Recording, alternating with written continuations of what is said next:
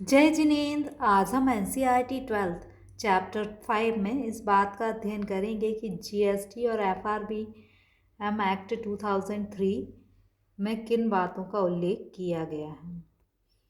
राजकोषीय उत्तरदायित्व एवं बजट प्रबंधन अधिनियम 2003 एफआरबीएम एक्ट, इसमें किस बात का उल्लेख है कि सरकार कैसे राजकोषीय घाटे को कम कर सकती है।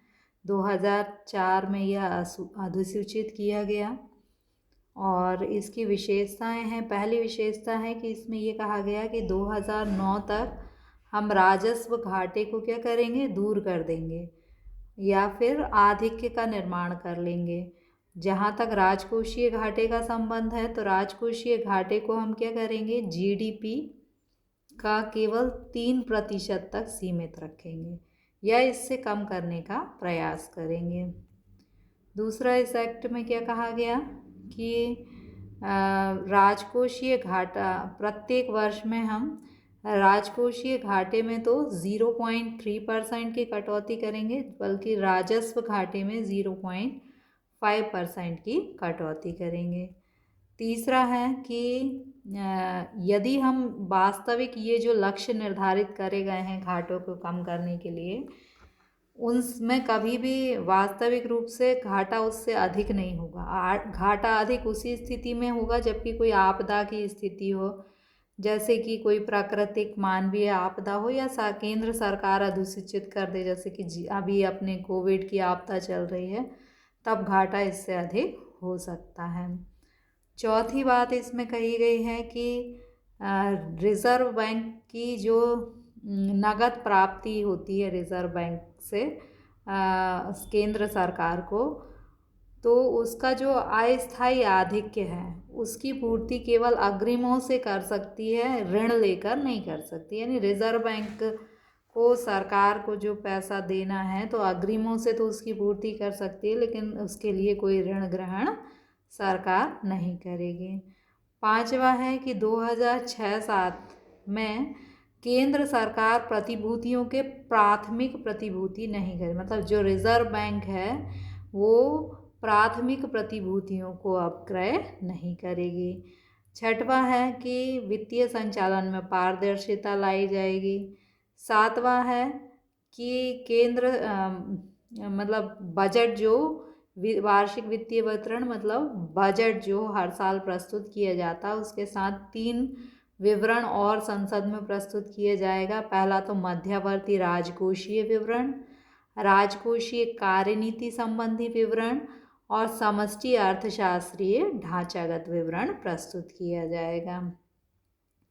इसके अलावा बजट के जो प्रावधान हैं आय और व्यय के, उनकी त्रैमासिक समीक्षा की जाएगी और संसद के समक्ष रखा जाएगा। इसकी जब समीक्षा की गई एफआरबीएम एक्ट की, तो ये पाया गया कि भारत को अब क्या करना पड़ेगा, बदलते परिदृश्य के साथ बदलना पड़ेगा, तभी वह विकास के पथ पर अग्रसर हो सकता है। चलिए अब हम जीएसटी यानी वस्तु और सेवा कर का अध्ययन करते हैं। वस्तु और सेवा कर का पहला तो उसका जो है एक बाजार, एक राष्ट्र और एक कर, ये आपको इसका वाक्य याद रखना है। अब दूसरा क्वेश्चन होगा कि यह कब लागू किया गया, तो ये जुलाई 2017 से लागू किया गया। ये किस प्रकार का कर है, तो ये अप्रत्यक्ष कर है। ये किस पर लगाया जाता है, वस्तु एवं सेवाओं पर, उत्पादक या सेवा प्रदाताओं पर सीधे ही लगाया जाता है, या उत्पादन, बिक्री और सेवाओं पर यह कर लगाया जाता है। इसके बाद ये जो कर है उसके बाद किन किन करों को मिला दिया गया है, केंद्र और राज्य सरकार के कर और उपकरों को मिला दिया गया और ये पूरे भारत में कर लागू है। इसमें से ऑब्जेक्टिव टाइप क्वेश्चन अधिक होंगे। इसके बाद पहले क्या होता था, जीएसटी के पहले कि कर के ऊपर कर लगता था तो वस्तुएं और सेवाएं महंगी हो जाती थी। जीएसटी के बाद अब क्या हुआ है कि वस्तु और सेवा की पूर्ति के प्रत्येक स्तर पर लिया गया लिया जाता है। मतलब जीएसटी वस्तु और सेवा की जिस भी स्तर पर पूर्ति होती है हर स्तर पर लगाया जाता है, और पूर्व स्तर पर दिए गए कर को क्रेडिट अगली स्टेज पर वस्तु और सेवा की पूर्ति स्तर पर मुजरा दिया जाता है। यानी पहले एक वस्तु पर पहले यदि टैक्स दे दिया गया है तो अगली स्टेज पर जब उसी वस्तु पर कर लगेगा तो पहले जितना कर दिया गया है उसको मुजरा दे दिया जाएगा। इसके अलावा ये समता के सिद्धांत पर आधारित है। और इसमें एक और क्वेश्चन है कि जीएसटी जो है उसमें केंद्र सरकार के किन किन करों को समावेशित किया गया है। इसमें केंद्रीय उत्पादन कर, सेवा कर, केंद्रीय बिक्री कर, कृषि कल्याण कर, स्वच्छ भारत उपकर को सम्मिलित किया गया है। राज्य के कौन से कर इसमें समावेशित हैं तो वेट टैक्स, सेल टैक्स, प्रवेश कर, विलासिता कर, चुंगी, मनोरंजन, विज्ञापन, लॉटरी, वेटिंग, जुआ कर आदि को इसमें शामिल किया गया है। और सभी वस्तुओं पर जो सेवा कर लगता था उसको भी इसमें समावेशित किया गया है। अब किस वस्तु को या सेवा को इससे बाहर रखा गया है तो पेट्रोलियम पदार्थों को इससे बाहर रखा गया है, लेकिन ये कहा गया है कि बाद में इसे भी शामिल कर लिया जाएगा। इसके अलावा यदि हम मादक पेय पदार्थों की बात करें तो उस पर राज्य सरकार जो है वो जीएसटी वसूल करती हैं। तंबाकू और उससे संबंधित उत्पाद पर जीएसटी भी लगता है और केंद्रीय उत्पाद कर डबल कर लगता है। जीएसटी में 6 प्रकार की दरों से कर लगता है, एक 0% से लेकर 28% तक। तो आपको न्यूनतम दर 0% है और अधिकतम 28% है, ये याद रखना है। इसके बाद जीएसटी जो है कब से लागू हुआ तो इसे हम या तो 30 जून या 1 जुलाई 2017 यानी मध्य रात्रि से ये लागू किया गया। इसके जीएसटी जो है कौन से संविधान संशोधन के द्वारा बना, 11वें संविधान संशोधन के द्वारा बना। और इस 246A धारा को जीएसटी के तहत मतलब 246 धारा के तहत जीएसटी को संविधान में शामिल किया गया।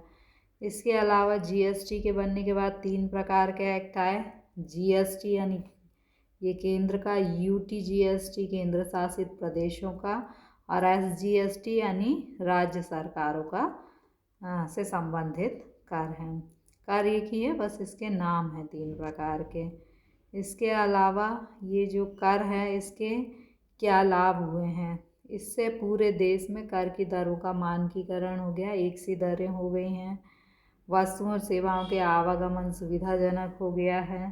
पूरे देश में एक कॉमन बाजार का निर्माण हुआ है।